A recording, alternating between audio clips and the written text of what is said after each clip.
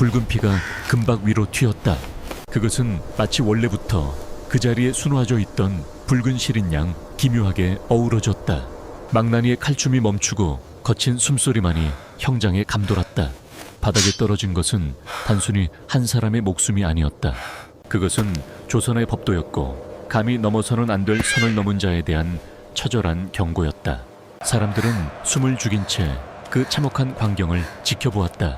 흙바닥에 나뒹구는 비단 옷자락은 핏물에 젖어 무겁게 늘어졌다. 화려하게 장식된 용의 문양이 진흙탕 속에 처박히는 순간 군중들 사이에서는 짧은 탄식조차 나오지 않았다. 그저 공포에 질린 눈동자들만이 서로를 곁눈질하며 침묵할 뿐이었다. 이 죽음의 이유는 무엇인가? 반역을 꾀하여 칼을 들었는가? 아니면 국고를 횡령하여 백성의 고열을 짜냈는가? 아니다.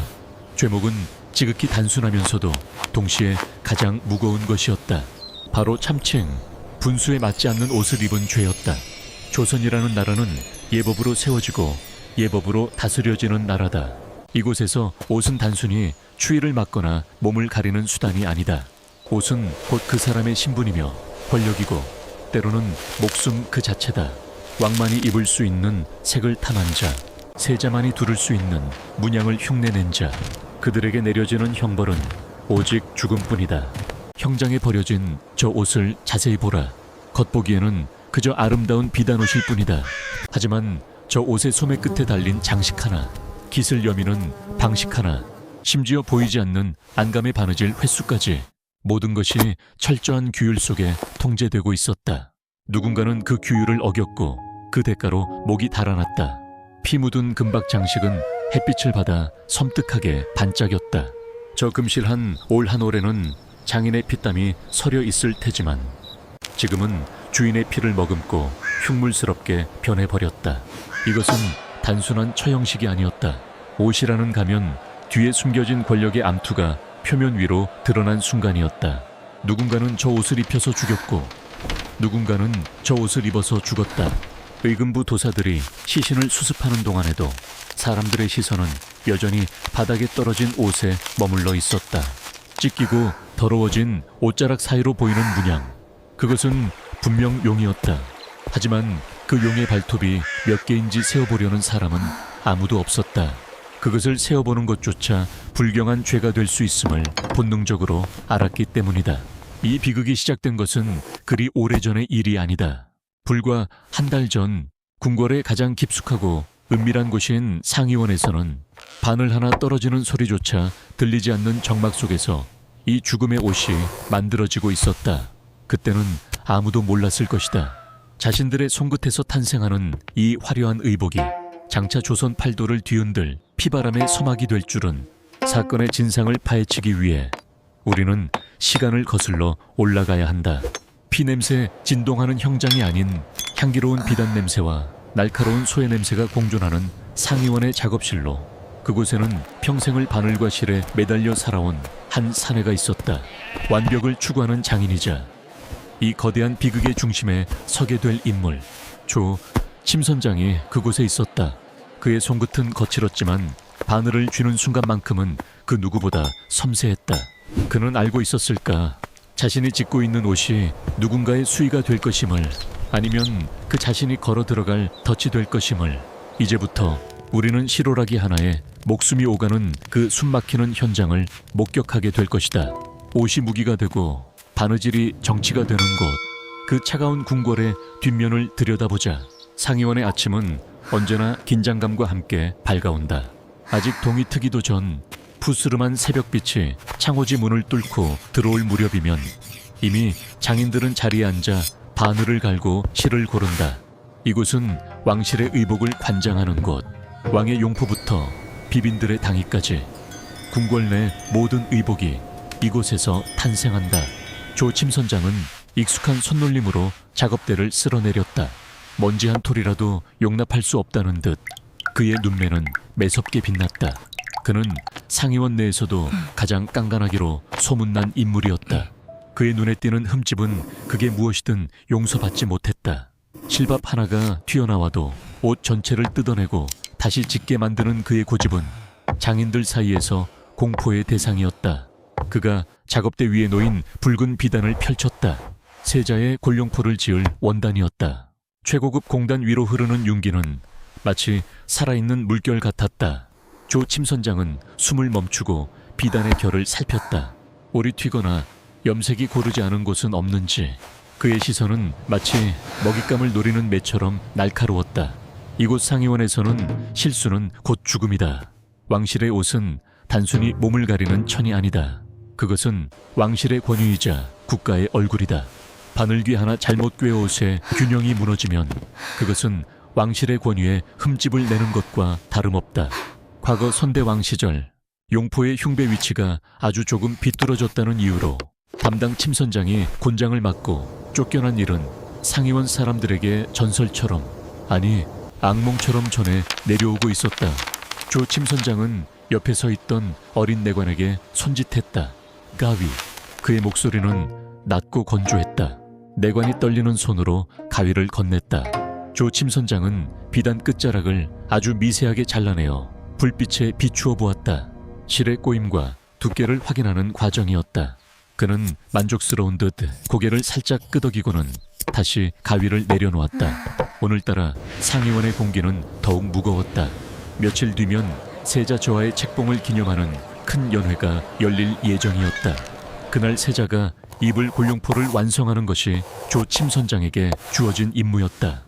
시간은 촉박했고 요구사항은 까다로웠다. 하지만 조 침선장은 서두르지 않았다. 서두름은 실수를 낳고 실수는 파멸을 부른다는 것을 그는 누구보다 잘 알고 있었다. 그는 자리에 앉아 바늘의 금살을 꿰었다. 용의 비늘을 수놓을 차례였다. 금살은 다루기가 매우 까다로운 재료다. 자칫하면 끊어지거나 엉키기 일쑤고 너무 세게 당기면 원단이 울어버린다. 조 침선장의 손끝이 비단 위를 춤추듯 움직였다. 바늘이 원단을 뚫고 들어가는 소리. 탁, 탁. 미세하지만 분명한 그 소리만이 적막한 작업실을 채웠다. 그때였다. 작업실 구석에서 억누른 비명소리가 들렸다. 조 침선장의 손이 멈췄다. 그는 천천히 고개를 돌려 소리가 난 곳을 바라보았다. 젊은 침선비 하나가 손가락을 감싸쥐고 사색이 되어 있었다. 바늘에 찔려 피가 난 모양이었다. 문제는 그 피가 작업 중이던 저고리에 묻었다는 것이다. 조 침선장은 자리에서 일어나 천천히 그에게 다가갔다. 젊은 침선비는 바들바들 떨며 뒷걸음질 쳤다. 조, 죄송합니다. 대감, 죽을 죄를 지었습니다. 그의 목소리는 공포에 질려 갈라지고 있었다. 조 침선장은 말없이 피 묻은 저고리를 집어들었다. 하얀 명주 위로 붉은 핏자국이 선명하게 번져 있었다. 이것이 무엇인지 아느냐? 조 침선장이 물었다. 그의 목소리에는 분노도 짜증도 없었다. 그저 차가운 사실만을 묻는 듯했다. 침선비는 대답하지 못하고 고개만 조아렸다. 이것은 옷이 아니다. 이것은 네 목숨이다. 조 침선장은 저고리를 바닥에 던졌다. 당장 이것을 태워버리고 처음부터 다시 짓거라. 해가 지기 전까지 완성하지 못하면 네 손가락이 무사하지 못할 것이다. 냉혹한 처사라고 생각할 수도 있다. 하지만 이것이 상의원의 법도다. 피 묻은 옷을 왕실에 올릴 수는 없다. 그것은 불길한 징조로 여겨지며 자칫하면 저주를 걸었다는 모함을 받을 수도 있다. 조 침선장은 어린 침선비를 살리기 위해 혹독하게 구는 것이었다. 이곳은 실력 없는 자에게도 자비가 없지만 실수한 자에게는 더욱 가혹한 곳이었다. 다시 자리로 돌아온 조 침선장은 깊은 한숨을 내쉬었다. 바늘을 쥔 손에 힘이 들어갔다. 그 역시 두려운 것이다. 완벽해야 한다는 강박, 한치의 오차도 허용되지 않는 이 숨막히는 압박감. 그는 때때로 자신이 짓고 있는 것이 옷이 아니라 거대한 감옥처럼 느껴지곤 했다. 화려한 금박과 비단으로 장식된 결코 빠져나갈 수 없는 감옥. 오후가 되자 햇살이 길게 늘어지며 작업실 안으로 깊숙이 들어왔다. 공기 중에 떠다니는 먼지들이 금빛으로 반짝였다. 조 침선장의 이마에 땀방울이 맺혔다. 용의 형태가 서서히 드러나고 있었다. 웅장하고 위험 있는 모습. 하지만 그 눈동자는 어딘가 모를 슬픔이 서려 있는 듯했다. 마치 앞으로 닥쳐올 운명을 예감이라도 한 것처럼. 그는 잠시 바늘을 놓고 창밖을 바라보았다. 궁궐의 기와지붕들이 겹겹이 쌓여 하늘을 가리고 있었다. 저 지붕 아래 얼마나 많은 음모와 비밀이 숨겨져 있을까. 그는 고개를 저으며 잡념을 떨쳐냈다. 장인은 정치에 관여하지 않는다. 그저 옷을 지을 뿐이다. 그것이 그가 지금까지 살아남은 비결이었다. 하지만 운명은 때때로 장인의 의지와는 상관없이 그를 거친 파도 속으로 밀어넣곤 한다. 상의원의 문이 열리고 낯선 그림자가 작업실 안으로 들어섰다. 평소와는 다른 묵직하고 위압적인 발소리였다. 조 침선장은 본능적으로 등 뒤가 서늘해짐을 느꼈다. 그가 뒤를 돌아보았을 때 그곳에는 예상치 못한 인물이 서 있었다. 짙은 관복을 입고 입가에 묘한 미소를 띤 사내, 바로 이조 판서였다. 이조 판서의 등장은 상의원 전체를 얼어붙게 만들었다. 그는 인사권을 쥐고 흔드는 조정의 실세였고 세자의 반대파에 선 인물로 악명이 높았다. 그런 그가 의복을 만드는 이곳에 직접 발을 들인 이유는 무엇인가? 조 침선장은 자리에서 일어나 깊이 허리를 숙였다. 대감마님께서 이곳까지 어인 일이십니까? 이조 판서는 조 침선장의 작업대를 훑어보았다. 아직 미완성인 세자의 골룡포에 시선이 멈췄다. 솜씨가 여전하군. 조 침선장, 조선 제일의 바늘이라 불릴 만해. 그의 칭찬은 어딘가 가시가 돋쳐 있었다. 조 침선장은 고개를 숙인 채 대답했다. 과찬이십니다. 그저 소임을 다할 뿐입니다. 이조 판서는 천천히 조 침선장에게 다가와 깊게 속삭였다. 소임이라. 자네의 그 소임이 나라의 운명을 바꿀 수도 있다는 생각은 해보지 않았나. 조 침선장의 눈동자가 흔들렸다. 무슨 말씀이신지. 이조 판서는 골룡포 위에 놓인 금사를 만지작거렸다. 세자 저하의 옷이지. 아주 귀한 옷이야. 헌데 이 용의 발톱 말일세. 몇 개인가? 4개입니다. 세자 저하께서는 사조룡을 쓰시는 것이 법도입니다. 조 침선장이 또렷하게 대답했다. 왕은 오조룡 우초하롱, 세자는 사조룡. 이것은 조선 건국 이래 변하지 않는 철칙이었다. 발톱의 개수 하나가 왕과 세자를 구분짓는 절대적인 기준이었다. 이조 판서는 쯧쯧 혀를 찼다. 4개라 너무 초라하지 않은가? 장차 보위에 오르실 분인데 말이야. 그는 주위를 둘러보더니 목소리를 더욱 낮췄다. 이번 골룡포에는 발톱을 5개로 하게. 오조룡으로 순우후란 말일세. 조 침선장은 자신의 귀를 의심했다. 그것은 말도 안 되는 짓이었다. 대감, 그것은 참칭입니다. 세자, 저하께서 오조룡을 입으시면 역모로 몰리게 됩니다. 법도를 어기는 일은 할 수 없습니다. 조 침선장의 목소리가 떨렸다. 이것은 단순한 위반이 아니었다. 세자를 죽음으로 몰아넣으려는 명백한 함정이었다. 이조 판서의 표정이 순식간에 차갑게 변했다. 그는 조 침선장의 어깨를 꽉 쥐었다. 법도라, 자네가 언제부터 법도를 그리 중히 여겼나? 내 말을 듣지 않으면 자네의 그 소중한 2 손을 다시는 쓰지 못하게 될 걸세. 아니, 자네뿐만 아니라 자네의 가족들까지 모두 상의원 바닥에 피를 뿌리게 되겠지. 협박이었다. 거부할 수 없는 거대한 힘이 조 침선장을 짓눌렀다. 오조룡을 수놓으면 세자가 죽고 거부하면 자신과 가족이 죽는다. 이조 판서는 조 침선장의 공포를 즐기듯 미소를 지었다. 어렵게 생각 말게. 그저 실 몇 번 더 오가는 일 아닌가. 누가 자세히 보겠나. 그저 왕실의 위엄을 높이려는 충정으로 포장하면 될 일이야. 하지만 조 침선장은 알고 있었다. 이것은 충정이 아니라 독이라는 것을. 세자가 오조룡이 그려진 옷을 입고 책봉식에 나가는 순간 신료들은 기다렸다는 듯이 들고 일어날 것이다. 세자가 왕위를 넘본다고, 아버지를 몰아내고 왕이 되려 한다고, 옷 한 벌로 세자를 폐위시키려는 무서운 음모였다. 시간을 주지. 내일까지 결정하게. 하지만 명심해. 자네가 살 길은 오직 하나뿐이라는 것을. 이조 판서는 그 말을 남기고 유유히 작업실을 빠져나갔다. 멀어지는 발소리가 마치 저승사자의 발걸음처럼 들렸다. 조 침선장은 다리에 힘이 풀려 주저앉았다. 작업대 위에는 여전히 붉은 골룡포가 놓여 있었다. 금방이라도 꿈틀거릴 듯한 용의 문양이 조 침선장을 노려보는 것 같았다. 4개의 발톱, 그리고 비어있는 공간, 그곳에 발톱 하나를 더 그려 넣는 순간 이 옷은 갑옷이 아니라 수의가 된다. 조 침 선장은 떨리는 손으로 금사를 쥐었다. 금사의 차가운 감촉이 심장을 찔렀다. 그날 밤 조 침 선장은 한숨도 자지 못했다. 촛불 아래서 그는 골룡포를 하염없이 바라보았다. 장인으로서의 양심과 가장으로서의 책임감이 치열하게 싸우고 있었다. 도망칠 곳은 없었다. 궁궐은 거대한 밀실이었고 권력의 눈은 어디에나 있었다. 그는 선택해야 했다. 세자를 죽이고 살 것인가, 아니면 의로움을 지키고 죽을 것인가. 새벽녘 닭 울음소리가 들려올 때쯤 조 침 선장은 결심한 듯 바늘을 들었다. 그의 눈빛은 퀭했지만 손끝은 더 이상 떨리지 않았다. 그는 금사를 바늘귀에 꿰었다. 그리고 천천히, 아주 천천히 용의 발톱이 있어야 할 자리에 바늘을 꽂았다. 탁! 비단이 뚫리는 소리가 천둥 소리처럼 크게 들렸다. 그는 단순히 발톱 하나를 더 그리는 것이 아니었다. 그는 운명을 꿰매고 있었다. 이조 판서가 원하는 대로 오조룡을 만들 것인가, 아니면 그 누구도 예상치 못한 제3의 길을 만들 것인가. 조 침 선장의 머릿속에는 복잡한 도안이 그려지고 있었다.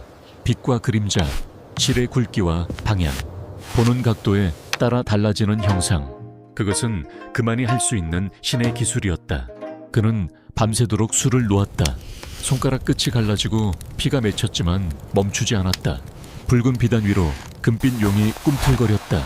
발톱은 5개인가 4개인가. 얼핏 보면 5개처럼 보였고 다시 보면 4개처럼 보였다. 그것은 시각의 유희이자 목숨을 건 도박이었다.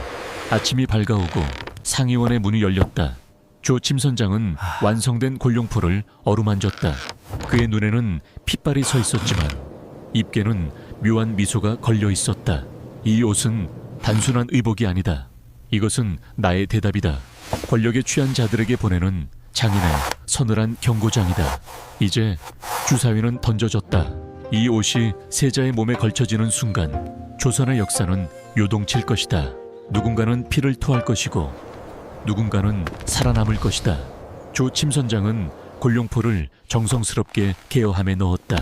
함의 뚜껑이 닫히는 소리가 마치 관 뚜껑이 닫히는 소리처럼 무겁게 울려 퍼졌다. 폭풍전야의 고요함 속에서 비로소 잔혹하고도 아름다운 궁중의복의 드라마가 막을 올리고 있었다. 상의원의 밤은 깊고도 어두웠다. 창호지 문틈으로 스며드는 바람소리가 마치 귀신들의 속삭임처럼 들려왔다. 조 침 선장은 떨리는 손끝을 진정시키기 위해 몇 번이고 주먹을 쥐었다 폈다를 반복했다. 그의 앞에는 조선의 운명을 짊어진 붉은 비단이 놓여 있었다. 금실을 꼬아 만든 용의 형상은 아직 눈을 뜨지 않은 채 그를 올려다보고 있었다. 그는 숨을 깊게 들이마셨다. 폐부 깊숙한 곳까지 차가운 공기가 밀려들어와 뜨겁게 달아오른 머리를 식혀주었다. 그는 옆에 놓인 호롱불의 심지를 돋우었다. 불꽃이 일렁이며 작업대 위로 긴 그림자를 드리웠다. 이제부터 시작될 작업은 단순한 바느질이 아니었다. 그것은 빛과 어둠을 이용한 시각의 속임수이자 목숨을 건 줄타기였다. 이조 판서는 5개의 발톱을 요구했다. 오조룡을 수놓아 세자를 영모에 덫에 걸리게 하라는 것이었다. 하지만 조 침 선장은 그 요구를 그대로 들어줄 생각도, 그렇다고 거절하여 개죽음을 당할 생각도 없었다. 그가 선택한 길은 그 누구도 가보지 않은 제3의 길, 바로 착시였다. 조 침 선장은 가느다란 금사를 집어들었다. 보통의 금사보다 얇고 광택이 덜한 특수 제작된 실이었다. 그는 용의 발톱이 위치할 자리를 손끝으로 더듬었다. 4개의 발톱은 이미 선명하게 수놓아져 있었다. 문제는 5번째 발톱이었다. 그는 바늘을 비스듬히 눕혀 천을 통과시켰다. 일반적인 자수법인 평수나 이음수가 아니었다. 실의 꼬임 방향을 반대로 하여 빛이 닿는 각도에 따라 색이 달라 보이게 만드는 기법, 이른바 그림자 자수였다. 바늘이 비단을 뚫고 지나갈 때마다 미세한 마찰음이 들렸다. 사각, 사각. 그 소리는 마치 모래시계에서 모래가 떨어지는 소리처럼 조 침 선장의 수명을 갉아먹는 듯했다. 그는 5번째 발톱을 아주 흐릿하게, 그러나 분명히 존재하게 수놓았다. 정면에서 강한 빛을 받으면 금사의 광택이 죽어 마치 비단색과 섞여 보이지 않게 되고, 측면에서 은은한 빛을 받으면 금사가 빛을 반사하여 선명한 발톱의 형상을 드러내도록 설계한 것이다. 식은땀이 눈썹을 타고 흘러내려 눈을 찔렀지만 그는 닦을 엄두조차 내지 못했다. 눈을 깜빡이는 찰나의 순간조차 아까웠다. 5번째 발톱의 형태가 서서히 잡혀갔다. 그것은 있는 것도 아니고 없는 것도 아니었다. 마치 유령처럼 붉은 비단 위를 부유하고 있었다. 조 침선장은 자신의 눈을 의심했다. 이것이 과연 통할 것인가? 이조판서의 눈을 속이고 동시에 세자의 목숨을 구할 수 있을 것인가? 확신은 없었다. 다만 그가 할 수 있는 최선의 기술을 쏟아부을 뿐이었다. 새벽 2시가 넘어가자 작업실 밖에서 인기척이 느껴졌다. 순찰을 도는 군관들의 발소리가 아니었다. 훨씬 더 은밀하고 가벼운 발소리. 이조판서가 심어둔 감시자들이 분명했다. 그들은 창호지 구멍으로 조 침선장이 작업하는 모습을 지켜보고 있을 것이다. 조 침선장은 짐짓 태어난 척 어깨를 펴고 과장된 동작으로 금사를 당겼다. 보어라, 내가 너희 주인의 명대로 움직이고 있음을. 그는 속으로 외치며 5번째 발톱에 마지막 매듭을 지었다. 작업은 고통스러웠다. 손가락 끝은 이미 바늘에 찔려 굳은 살이 박이고 터져 피가 배어나왔다. 핏방울이 비단에 떨어질까봐 그는 손가락에 헝겊을 감고 또 감았다. 눈앞이 흐릿해지고 현기증이 일었다. 환영이 보였다. 참수당한 자신의 머리가 바닥에 뒹구는 모습, 피를 토하며 쓰러지는 세자의 모습, 불타오르는 상의원의 모습이 눈앞에 어른거렸다. 그는 고개를 세차게 흔들어 환영을 쫓아냈다. 정신 차려야 한다. 여기서 무너지면 모두가 죽는다. 마침내 마지막 한 땀이 끝났다. 조 침선장은 바늘을 내려놓고 골룡포를 들어 올렸다. 호롱불빛 아래서 용이 꿈틀거렸다. 빛을 비추는 각도를 달리하자 용의 발톱이 4개에서 5개로, 다시 5개에서 4개로 변하는 기이한 광경이 펼쳐졌다. 성공이었다. 적어도 기술적으로는 완벽했다. 하지만 이것은 반쪽짜리 성공에 불과했다. 이 옷이 세자의 몸에 입혀지고 대전의 밝은 햇살 아래 섰을 때 어떤 모습을 보일지는 아무도 알 수 없었다. 그것은 하늘의 뜻에 맡겨야 했다. 조 침선장은 의자에 깊숙이 몸을 묻었다. 온몸의 근육이 비명을 질렀다. 하지만 쉴 시간은 없었다. 날이 밝으면 곧바로 세자궁으로 이 옷을 보내야 했다. 그는 떨리는 손으로 찻잔을 들어 입술을 적셨다. 차가운 물이 식도를 타고 내려가며 타들어가는 속을 달래주었다. 창밖이 푸르스름하게 밝아오고 있었다. 폭풍이 몰아칠 아침이 다가오고 있었다.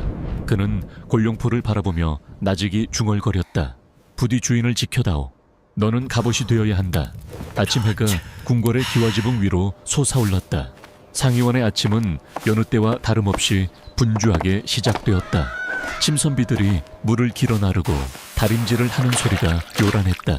하지만 조 침선장의 작업실만은 무거운 침묵에 잠겨 있었다.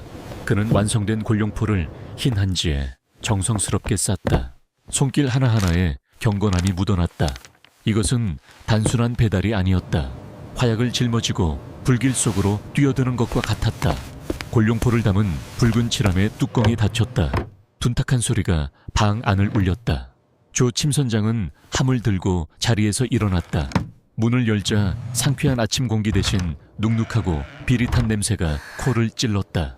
궁궐의 공기는 언제나 긴장과 음모를 머금고 있었다. 그는 함을 가슴에 품고 복도를 걸어 나갔다. 그의 뒤를 따르는 2명의 내관이 있었지만 그들은 조 침선장의 편이 아니었다. 그들의 눈빛은 차갑고 감시의 빛을 띠고 있었다. 세자궁인 동궁전으로 가는 길은 멀고도 험했다. 수많은 문을 지나고 긴 회랑을 건너야 했다. 조 침선장은 걸음을 옮길 때마다 주위를 살폈다. 어디선가 누군가 튀어나와 함을 빼앗거나 훼손할 것만 같은 불안감에 시달렸다. 그때였다.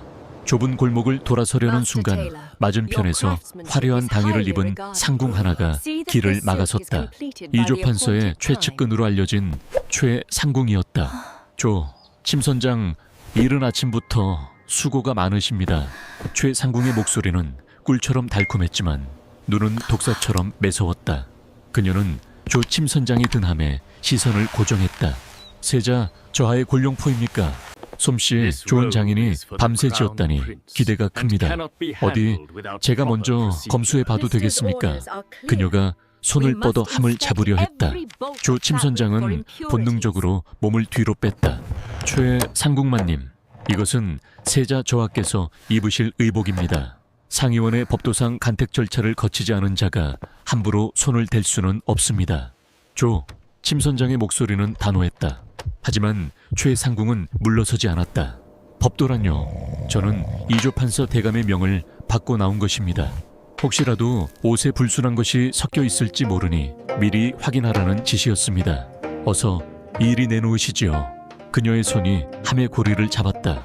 팽팽한 긴장감이 감돌았다. 여기서 함을 열면 모든 것이 끝장이다. 최상궁은 옷을 확인하는 척하며 몰래 옷을 훼손하거나 혹은 오조룡이 제대로 수놓아졌는지 확인하려 할 것이다. 만약 그녀가 빛의 속임수를 눈치챈다면 침 선장은 그 자리에서 끌려갈 수도 있었다. 침 선장의 손등에 핏줄이 섰다. 마님, 정 그러시다면 제가 직접 대전 내관에게 인계한 뒤 함께 확인하시죠. 이곳 길바닥에서 왕실의 의복을 펼칠 수는 없습니다. 침 선장의 강경한 태도에 최상궁의 미간이 찌푸려졌다. 그녀는 주위를 둘러보았다. 지나가는 나인들의 시선이 모이고 있었다. 보는 눈이 너무 많았다. 그녀는 억지로 미소를 지으며 손을 거두었다. 알겠습니다. 침 선장의 고집은 익히 들어 알고 있지요. 하지만 명심하세요. 그 옷에 조금이라도 이상이 있다면 그 책임은 온전히 침 선장이 져야 할 것입니다. 최상궁은 의미심장한 말을 남기고 돌아섰다. 그녀가 사라지자 침 선장은 그제야 참고 있던 숨을 토해냈다. 다리가 후들거려 서 있기도 힘들었다. 하지만 아직 안심할 수는 없었다. 그는 함을 더욱 꽉 껴안았다. 사실 그는 어젯밤 옷을 포장하기 직전 옷의 안감 깊숙한 곳, 겨드랑이 밑부분의 붉은 실로 아주 작은 매듭을 하나 지어놓았다. 그것은 육안으로는 거의 보이지 않는 손끝의 감각으로만 느낄 수 있는 그만의 표식이었다. 혹시라도 누군가 옷을 바꿔치기 할 경우를 대비한 장치였다. 이조 판서 일당이 자신이 만든 옷을 믿지 못하고 미리 준비해둔 가짜 오조룡포로 바꿔치기 할 가능성도 배제할 수 없었기 때문이다. 침 선장은 서둘러 동궁전으로 향했다. 동궁의 내관에게 함을 건네는 순간까지 그의 심장은 멈추지 않고 뛰었다. 함이 내관의 손으로 넘어가는 순간 그는 자신의 손에서 운명이 떠나갔음을 느꼈다. 이제 남은 것은 기다림뿐이었다. 피가 마르는 기다림. 세자, 책봉식 날 아침 구름 한 점 없는 맑은 하늘이었다. 하지만 궁궐 안의 공기는 폭풍 전야처럼 무겁게 가라앉아 있었다. 인정전 앞마당에는 문무백관이 도열해 있었다. 붉은색과 푸른색 관복의 물결이 장관을 이루었지만 그들의 표정은 하나같이 굳어 있었다. 모두가 알고 있었다. 오늘 이 자리에서 무언가 사단이 날 것이라는 것을. 이조 판서와 그를 따르는 무리들은 서로 은밀한 눈빛을 교환하며 입가에 비릿한 미소를 띠고 있었다. 침 선장은 말단 관리들이 서 있는 구석진 자리에 서서 마른 침을 삼켰다. 그의 시선은 오직 인정전의 높은 문에 고정되어 있었다. 잠시 후 웅장한 북소리와 함께 대왕 대비와 왕이 입장하여 옥좌에 앉았다. 그리고 내관의 우렁찬 외침이 울려 퍼졌다. 왕세자 저항합시오. 모든 시선이 한 곳으로 쏠렸다. 인정전 문이 열리고 세자가 모습을 드러냈다. 붉은 골룡포를 입고 익선관을 쓴 세자의 모습은 눈부시도록 아름답고 위엄 있었다. 침 선장은 숨을 멈추고 세자의 가슴을 응시했다. 햇살이 세자의 골룡포에 쏟아져 내렸다. 가슴에 수놓아진 금빛 용이 번쩍이며 빛을 발했다. 그 순간 침 선장의 심장이 덜컥 내려앉았다. 5개였다. 분명 5개로 보였다. 강렬한 아침 햇살이 정면에서 비치자 그림자 자수의 효과가 반감되고 숨겨두었던 5번째 발톱이 희미하게 남아 드러난 것이다. 거리가 멀어 정확히 보이지는 않았지만 예리한 눈을 가진 자라면 충분히 의심할 만한 형상이었다. 이조 판서의 눈이 번뜩였다. 그는 옆에 서 있던 사헌부 지평에게 눈짓을 보냈다. 기다렸다는 듯이 지평이 대열에서 뛰쳐나와 엎드렸다. 전하, 아니 두옵니다. 이 책봉식은 당장 중단되어야 하옵니다. 지평의 목소리가 인정전을 쩌렁쩌렁 울렸다. 갑작스러운 고변에 장내가 술렁거렸다. 왕은 불쾌한 표정으로 물었다. 경사스러운 날에 이것이 무슨 망발인가? 도대체 무엇이 아니 된다는 말인가? 지평은 고개를 들고 세자를 향해 손가락질했다. 저하의 의복을 보시옵소서. 세자, 저하께서 감히 지존만이 입으실 수 있는 오조룡포를 입고 계시옵니다. 이것은 명백한 참칭기며 국본을 위협하고 보위를 넘보는 영모의 징조이옵니다. 그의 말은 마치 마른 하늘에 날벼락처럼 떨어졌다. 신료들은 경악하며 웅성거리기 시작했다. 왕의 얼굴이 붉게 달아올랐다. 뭐라, 오조룡이라니. 왕의 시선이 세자의 가슴으로 향했다. 세자 역시 당황한 기색이 역력했다. 그는 자신의 가슴을 내려다보았다. 햇살에 반사된 금실이 어지럽게 얽혀 있어 본인조차 몇 개의 발톱인지 분간하기 어려웠다. 세자는 억울함을 호소하려 입을 열었으나 이미 장내는 아수라장이 되어 있었다. 이조 판서가 앞으로 나서며 비통한 표정을 지었다. 전하, 신은 믿고 싶지 않으나 지평의 눈이 틀리지 않은 것 같사옵니다. 어찌 세자, 저하께서 이런 불경한 옷을 입고 나오셨단 말입니까? 이는 필시 저하의 뜻이 아니라 주위의 간신들이 저하를 부추긴 것이 분명하옵니다. 당장 저 옷을 벗겨 진상을 확인하고 죄인을 벌하여야 하옵니다. 옷을 벗기라니.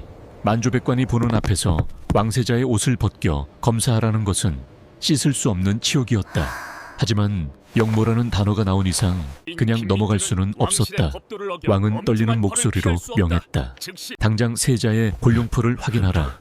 발톱이 몇 개인지 낱낱이 세어보라. 호위 무관들이 세자에게 다가갔다. 세자는 모멸감에 입술을 깨물었지만 저항할 수 없었다. 조 침선장은 그 광경을 지켜보며 주먹을 꽉 쥐었다. 손톱이 살을 파고들어 피가 났다. 올 것이 왔다. 이조 판서의 함정이 완벽하게 작동한 것이다. 오조룡으로 보이면 영모로 몰려 죽고 사조룡으로 밝혀진다 해도 이미 의심의 씨앗은 뿌려졌다. 하지만 조 침선장은 아직 포기하지 않았다. 무관 하나가 세자의 흉배 가까이 얼굴을 들이밀었다. 긴장된 침묵이 흘렀다. 무관의 눈이 커졌다. 작아졌다를 반복했다. 햇빛의 방향이 바뀌고 구름이 살짝 해를 가리는 순간 용의 발톱이 미묘하게 변하는 것을 본 것이다. 무관은 당황하여 말을 더듬었다. 전하, 이것이 5개로 보이기도 하고 4개로 보이기도 하옵니다. 뭐라? 왕이 답답하다는 듯 소리쳤다. 똑바로 보지 못하겠느냐? 이조 판서가 끼어들었다. 전하, 눈으로만 보아서는 알 수 없는 교묘한 술수를 부린 것이 틀림없습니다. 옷을 벗겨 바닥에 펼쳐놓고 돋보기로 샅샅이 살펴봐야 하옵니다. 그리고 이 옷을 지은 상의원 침선장을 당장 잡아들여 문초해야 하옵니다. 이조 판서의 시선이 정확히 조 침선장이 서 있는 곳을 향했다. 그의 입가에 승리의 미소가 걸려 있었다. 네가 꼼수를 부린 것을 알고 있다. 하지만 그 꼼수조차 내 계획의 일부였다는 듯한 표정이었다. 조 침선장은 천천히 고개를 들었다. 그의 눈빛은 더 이상 두려움에 떨고 있지 않았다. 그는 군관들이 자신을 잡으러 오기를 기다렸다. 이제 무대는 마련되었다. 옷 한 벌을 두고 벌어지는 진실 공방. 그것은 칼 없는 전쟁이었다. 세자는 골룡포를 벗었고 하얀 속적삼 차림으로 초라하게 서 있었다. 화려한 용이 그려진 붉은 비단은 차가운 바닥에 내동댕이 쳐졌다. 마치 껍질을 벗어버린 뱀처럼 혹은 주인을 잃은 깃발처럼 널브러져 있었다. 조 침선장은 군관들에게 이끌려 인정전 마당 한가운데로 끌려나갔다. 그가 무릎을 꿇자 이조 판서가 다가와 그를 내려다보며 낮게 속삭였다. 수고했다. 조 침선장, 내 덕분에 세자는 오늘 폐위될 것이다. 그리고 너는 역적을 도운 죄로 능지처참을 당하겠지. 걱정 마라. 내 가족들은 내가 뒤따라 보내줄 테니. 하지만 조 침 선장은 고개를 숙인 채 조용히 입을 열었다. 대감, 아직 끝난 것이 아닙니다. 옷은 거짓말을 하지 않습니다. 다만 사람들이 보고 싶은 대로 볼 뿐이지요. 그의 목소리는 작았지만 뼈가 있었다. 이조 판서의 눈썹이 꿈틀거렸다. 무슨 소리냐? 전하, 조 침 선장이 갑자기 고개를 들어 왕을 향해 외쳤다. 소인 상의원 침 선장 조가 아뢰옵니다. 저 옷에 담긴 진실을 밝힐 기회를 주시옵소서. 저 옷은 단순한 오조령도 사조령도 아니옵니다. 왕은 미친 사람을 보듯 그를 바라보았다. 하지만 조 침 선장의 눈빛은 형형하게 빛나고 있었다. 그는 알고 있었다. 지금부터 자신이 뱉는 말 한마디 한마디가 자신과 세자 그리고 가족의 생사를 가를 것이라는 것을. 그는 숨을 고르고 바닥에 놓인 골룡포를 가리켰다. 저 옷을 들어 햇빛이 아닌 촛불 아래 비추어 보시옵소서. 그러면 감춰진 진실이 드러날 것이옵니다. 궁궐의 거대한 그림자가 조 침 선장을 덮쳤다. 하지만 그는 그 어둠 속에서 가장 밝은 빛을 낼 준비를 마쳤다. 바늘 끝으로 만든 기적, 그 실체가 이제 곧 세상에 드러날 순간이었다. 모두가 숨죽인 채 그를 지켜보았다. 바람이 불어와 골룡포 자락을 살짝 들추었다. 마치 용이 깨어나려는 듯 꿈틀거렸다. 왕의 명령이 떨어지자 인정전의 분위기는 순식간에 바뀌었다. 내관들은 서둘러 창호문을 닫고 두꺼운 휘장을 내려 대낮에 강렬한 햇살을 차단했다. 방금 전까지 눈이 부시게 쏟아지던 빛이 사라지자 거대한 어둠이 인정전 내부를 잠식해 들어왔다. 그것은 마치 죄인을 심판하기 위해 아가리를 벌린 심연과도 같았다. 신료들은 숨을 죽인 채 그 광경을 지켜보았다. 어둠 속에서 누군가의 거친 숨소리가 들려왔다. 그것이 긴장한 세자의 것인지 아니면 승리를 확신하던 이조 판서의 것인지는 알 수 없었다. 내관들이 굵은 밀랍초에 불을 붙이기 시작했다. 치익하는 소리와 함께 타오른 불꽃이 하나둘씩 늘어나며 인정전 중앙을 붉게 물들였다. 일렁이는 촛불 그림자가 용상 뒤의 1호 봉도를 기괴하게 왜곡시켰다. 조 침 선장은 바닥에 놓인 골룡포를 조심스럽게 집어들었다. 그의 손길은 마치 갓난아이를 다루듯 섬세하고 경건했다. 그는 옷을 툭툭 털어 먼지를 제거한 뒤 미리 준비된 나무틀 위에 골룡포를 걸었다. 붉은 비단 위에서 금색 용이 또아리를 틀고 있는 형상이 어둠 속에서 더욱 선명하게 드러났다. 이조 판서는 미간을 찌푸리며 그 모습을 노려보았다. 그는 조 침 선장이 무슨 수작을 부리려는 것인지 도무지 짐작할 수 없었다. 햇빛 아래서 5개로 보였던 발톱이 촛불 아래서라고 달라질 리가 없지 않은가. 그는 자신의 신복인 최상궁을 통해 분명히 확인했다. 조 침 선장이 만들던 옷은 오조령이 확실했다. 게다가 만약의 사태를 대비해 자신이 심어둔 첩자가 옷을 바꿔치기 했을 가능성도 있었다. 어느 쪽이든 결과는 자신의 승리여야 했다. 그런데 저 천한 장인의 눈빛은 왜 저토록 흔들림이 없는가? 이조 판서는 가슴 한구석에서 피어오르는 불길한 예감을 애써 짓눌렀다.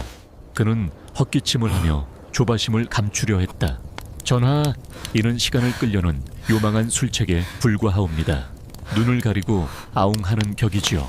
어둠으로 죄를 덮을 수는 없는 법이옵니다. 왕은 이조 판서의 말을 무시하고 조 침 선장에게 손짓했다. 시작하라. 네가 말한 진실이라는 것을 어디 한번 보자꾸나. 왕의 목소리에는 지푸라기라도 잡고 싶은 절박함과 동시에 속임수라면 용서치 않겠다는 서슬 퍼런 살기가 공존하고 있었다. 조 침 선장은 깊게 숨을 들이마셨다. 폐부 깊숙한 곳까지 차가운 공기가 밀려 들어왔다. 그는 떨리는 손을 진정시키며 촛대 하나를 집어들었다. 그리고 천천히, 아주 천천히 골룡포의 흉배 쪽으로 촛불을 가져갔다. 불꽃이 흉배에 가까워질수록 금실이 반사하는 빛의 파장이 달라졌다. 인정전 안의 모든 눈동자가 그 작은 불빛을 따라 움직였다. 조 침 선장은 촛불을 흉배의 정면이 아닌 측면, 즉 비스듬한 각도에서 비추기 시작했다. 이것은 상의원 내에서도 극소수의 장인들만이 알고 있는 빛의 성질을 이용한 검수 방식이었다. 옷을 입은 사람이 움직일 때, 그리고 궁궐의 은은한 조명 아래서 옷이 어떻게 보이는지를 확인하는 절차였다. 침 선장은 입을 굳게 다문 채 촛불의 각도를 미세하게 조절했다. 그의 이마에서 식은땀이 흘러내려 눈가를 적셨지만 그는 눈을 깜빡이지도 않았다. 그때였다. 신료들 사이에서 낮은 탄성이 터져 나왔다. 아, 저것 보게, 저기를 보시오. 누군가가 손가락으로 흉배를 가리켰다. 이조 판서의 눈이 크게 뜨였다. 그는 자신의 눈을 의심했다.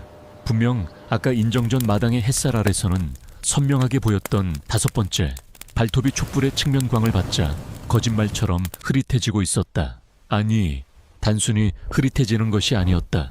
그것은 마치 안개처럼 흩어져 용의 발톱이 아닌 뭉게구름의 문양으로 변해가고 있었다. 빛의 방향이 바뀔 때마다 금실은 살아서 움직이는 생물처럼 그 형상을 바꾸었다. 정면에서 쏘아보는 강렬한 직사광선 아래서는 날카로운 발톱처럼 보였던 것이 부드러운 측면광 아래서는 둥근 구름 조각으로 완벽하게 위장하고 있었다. 이조 판서는 뒷걸음질 쳤다. 말도 안 돼. 저건 요술이다. 사슬이야. 그가 소리쳤지만 목소리는 떨리고 있었다. 조 침선장이 조용히 입을 열었다. 이것은 요술이 아니옵니다. 금사의 꼬임과 자수의 결을 이용한 그림자 자수 기법이옵니다. 그는 촛불을 더욱 가까이 대며 설명을 이어갔다. 햇빛은 위에서 아래로 강하게 내리꽂히기에 실의 그림자가 길게 늘어져 발톱처럼 보이는 착시를 일으킵니다. 허나 전하께서 정사를 돌보시는 편전이나 왕실의 의례가 행해지는 실내의 조명 아래서는 보시는 바와 같이 구름 문양으로 보이도록 설계되었사옵니다. 왕이 자리에서 벌떡 일어났다. 왕은 골룡포 앞으로 성큼성큼 걸어 내려왔다. 그는 눈을 가늘게 뜨고 흉배를 노려보았다. 과연 침선장의 말대로였다. 촛불 아래서 용은 분명 4개의 발톱만을 드러내고 있었다. 나머지 하나로 보였던 것은 그저 용이 휘감고 있는 구름의 일부일 뿐이었다. 왕의 입가에 안도의 미소가 번지는가 싶더니 이내 무서운 분노로 일그러졌다. 왕은 고개를 돌려 이조 판서를 쏘아보았다. 경은 보았는가? 이것이 오조령으로 보이는가? 아니면 사조령으로 보이는가? 이조 판서는 식은땀을 비오듯 흘리며 바닥에 엎드렸다. 전하, 저것은 눈속임이옵니다. 저자가 교묘하게 실을 꼬아 전하의 성총을 흐리려 하는 것이옵니다. 햇빛 아래서 5개로 보였다면 그것은 백성들이 보기에도 5개라는 뜻이 아니옵니까?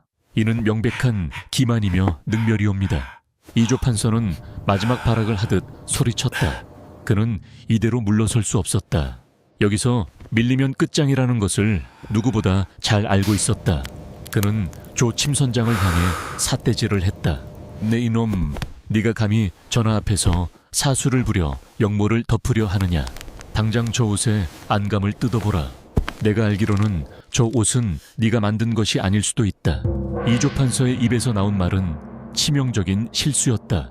그가 안감을 언급하는 순간 조 침선장의 눈빛이 차갑게 가라앉았다. 침선장은 기다렸다는 듯이 골룡포를 뒤집었다. 대감께서 어찌 안감의 일을 아십니까? 혹 누군가 옷을 바꿔치기라도 할 것이라 생각하셨습니까?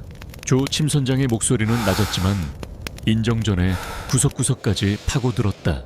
그는 골룡포의 오른쪽 겨드랑이 및 안감 깊숙한 곳을 펼쳐 보였다. 그곳에는 육안으로는 식별하기 힘든 붉은 실로 매듭 지어진 작은 표식이 있었다. 보시옵소서. 전하, 이것은 소인이 옷을 짓고 나서 마지막으로 남기는 저만의 낙관과도 같은 것이옵니다. 만약 이 옷이 누군가에 의해 바꿔치기 되었다면 이 표식은 없어야 할 것이옵니다. 조 침선장은 붉은 매듭을 손가락으로 가리켰다. 이조 판서의 얼굴이 사색이 되었다. 그는 자신이 심어둔 나인이 옷을 바꿔치기 했으리라 철석같이 믿고 있었다. 아니, 설령 바꿔치기 하지 못했다 하더라도 조 침선장이 협박에 못 이겨 오조령을 만들었을 것이라 확신했다. 그러나 눈앞의 현실은 그 2가지 가정을 모두 부정하고 있었다. 옷은 바뀌지 않았고 문양은 사조령이었다. 덫을 놓은 것은 자신이었으나 그 덫에 걸린 것 또한 자신이었다. 왕은 붉은 매듭을 확인하고 고개를 끄덕였다. 그리고 차가운 목소리로 명했다. 형조 판서는 듣거라. 지금 당장 이조 판서와 그 무리들을 하옥하라. 왕세자의 의복을 문제 삼아 국본을 흔들고 거짓 고변으로 조정을 능멸한 죄를 엄히 물을 것이다. 왕의 명령이 떨어지자마자 금군들이 들이닥쳐 이조 판서의 양팔을 결박했다. 이조 판서는 끌려나가면서도 고래고래 소리를 질렀다. 전하, 억울하옵니다. 저 강요한 장인놈의 혀에 속으시는 것이옵니다. 두고 보시오. 저 옷이 언젠가 조선을 망칠 것이오. 이조 판서의 절규가 인정전 문 밖으로 멀어지며 희미해졌다. 소란이 가라앉자 인정전에는 다시 무거운 침묵이 내려앉았다. 하지만 아까의 침묵과는 결이 달랐다. 그것은 폭풍이 지나간 뒤의 정막, 살아남은 자들이 느끼는 안도감과 허탈함이 뒤섞인 침묵이었다. 세자는 바닥에 주저앉아 거친 숨을 몰아쉬었다. 그는 골룡포를 멍하니 바라보았다. 자신을 죽음으로 몰아넣을 뻔했던 그 붉은 비단이 이제는 자신을 지켜준 유일한 방패가 되어 있었다. 옷이란 무엇인가? 그저 몸을 가리는 천조각에 불과한 것인가? 아니면 생사를 가르는 권력의 흉기인가? 조 침선장은 그제야 들고 있던 촛대를 내려놓았다. 긴장이 풀리자 다리에 힘이 풀려 휘청거렸다. 그는 왕을 향해 깊이 절을 올렸다. 전하, 소인의 불충을 용서하시옵소서. 의복에 기교를 부려 혼란을 야기한 죄, 죽어 마땅하옵니다. 그는 자신이 살아남았다는 사실을 실감할 수 없었다. 그가 부린 기교는 사실 목숨을 건 도박이었다. 만약 왕이 촛불 검증을 허락하지 않았다면, 만약 구름이 거치지 않고 계속 햇빛이 비쳤다면 그는 지금쯤 형장에서 목이 베었을 것이다. 왕은 잠시 말이 없었다. 왕은 복잡한 눈빛으로 늙은 장인을 내려다보았다. 그의 기술은 경이로웠으나 동시에 두려웠다. 사람의 눈을 속이고 빛을 조종하여 진실을 뒤바꾸는 기술. 그것은 일개 장인이 가져야 할 재주를 넘어서는 것이었다. 왕은 천천히 입을 열었다. 네, 재주가 세자를 살렸다. 허나 내 말대로 그 재주가 조정을 혼란에 빠뜨린 것 또한 사실이다. 왕의 목소리에는 서늘한 기운이 감돌았다. 과도한 재주는 화를 부르는 법. 상의원 침선장 조씨는 오늘부로 직을 내려놓고 낙향하라. 다시는 바늘을 잡지 말 것이며 궁궐 쪽으로는 고개도 돌리지 말라. 이것이 내가 너에게 베푸는 마지막 잡이다. 조 침선장은 바닥에 머리를 찌으며 읍소했다. 성은이 망극하옵니다. 전하, 그는 알고 있었다. 이것이 최선의 결말임을. 왕은 자신의 권위를 위협할 수 있는 그 어떤 불씨도 남겨두고 싶지 않은 것이다. 비록 세자를 구했지만 왕의 눈을 속일 수 있는 능력을 가진 자를 곁에 두는 것은 왕에게도 부담이었다. 조 침선장은 마지막으로 세자를 바라보았다. 세자는 젖은 눈으로 그를 응시하고 있었다. 말은 없었으나 그 눈빛만으로도 충분했다. 조 침선장은 뒷걸음질치며 인정전을 빠져나갔다. 등 뒤로 닫히는 육중한 문소리가 마치 그의 인생의 한 막이 내리는 소리처럼 들렸다. 궁궐을 나서는 조 침선장의 발걸음은 무거웠다. 하늘은 언제 그랬냐는 듯 다시 맑게 개어 있었다. 햇살이 그의 낡은 옷자락에 내려앉았다. 그는 품속에서 낡은 골무 하나를 꺼내 만지작거렸다. 평생을 바쳐온 바느질이었다. 실 한 올에 울고 웃으며 바늘 한 땀에 목숨을 걸었던 세월이었다. 그는 씁쓸한 미소를 지었다. 사람들은 옷이 날개라 하지만 궁궐에서의 옷은 날개가 아니었다. 그것은 족쇄이자 때로는 날카로운 칼날이었으며 권력을 입증하는 피 묻은 증명서였다. 이조 판서의 가문은 멸문지화를 당했다. 그의 집에서는 수많은 재물과 함께 영모를 꾀한 문서들이 쏟아져 나왔다. 사람들은 이조 판서의 욕심이 과했다고 수군거렸다. 하지만 그 누구도 그날 인정전에서 있었던 골룡포의 비밀에 대해서는 입을 열지 않았다. 그것은 금기였다. 왕실의 권위와 직결된 비밀이었기에 모두가 침묵했다. 세자는 그 후로도 오랫동안 그 골룡포를 입었다. 신료들은 세자의 가슴에 수놓아진 용을 볼 때마다 마른 침을 삼켰다.